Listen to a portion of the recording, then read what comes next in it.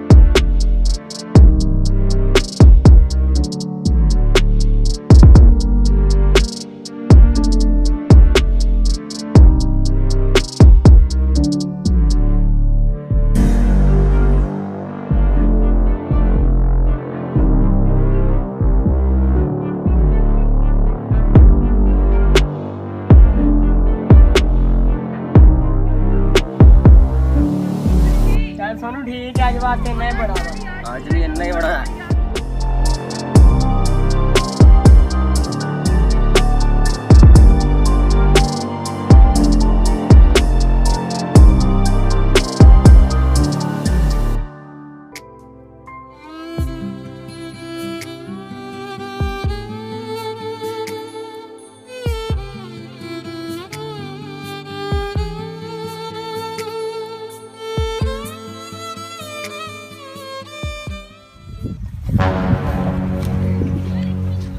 यार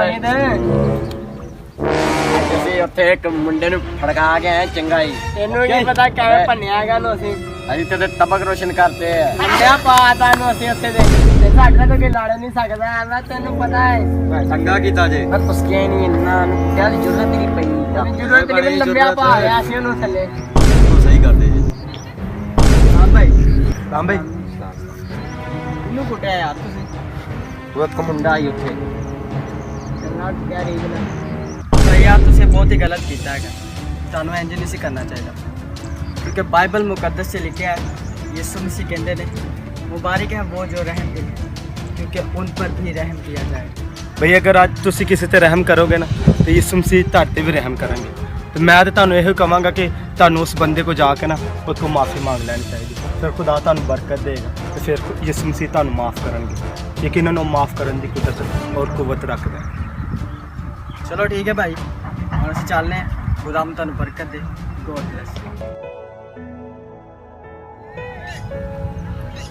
ਯਾਰ ਮੈਂ ਤੇ ਤੁਹਾਨੂੰ ਆਪ ਇਹੋ ਹੀ ਕਹਾਂਗਾ ਕਿ ਤੁਸੀਂ ਦੋਵੇਂ ਜਾ ਕੇ ਉਹਦੇ ਕੋਲ ਮਾਰੋ। ਹਾਂ ਯਾਰ ਸੁਣ ਆਪਾਂ ਉਹਨਾਂ ਗਲਤੀ ਕੀਤਾ ਪਰ ਮਾਫੀ ਮੰਗਣੀ ਚਾਹੀਦੀ। ਨਾ ਯਾਰ ਮਾਫੀ ਅਰੇ ਯਾਰ ਤੂੰ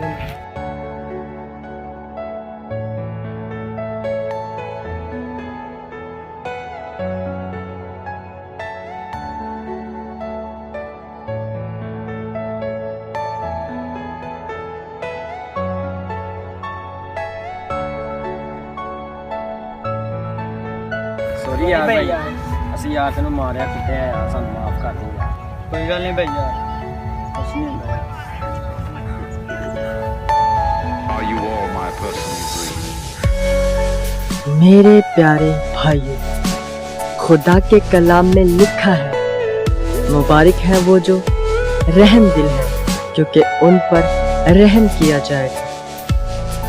और मेरी आप लोगों से दरखास्त है, जैसे यीशु मसीह ने सब पर रहम किया, वैसे ही आप भी सब पर रहम करें। और मेरी आप लोगों से दरखास्त है, खुदा के कलाम को ज्यादा से ज्यादा पढ़ें, फिर खुदा आपको बरकत देगा और आप हमेशा खुश रहेंगे।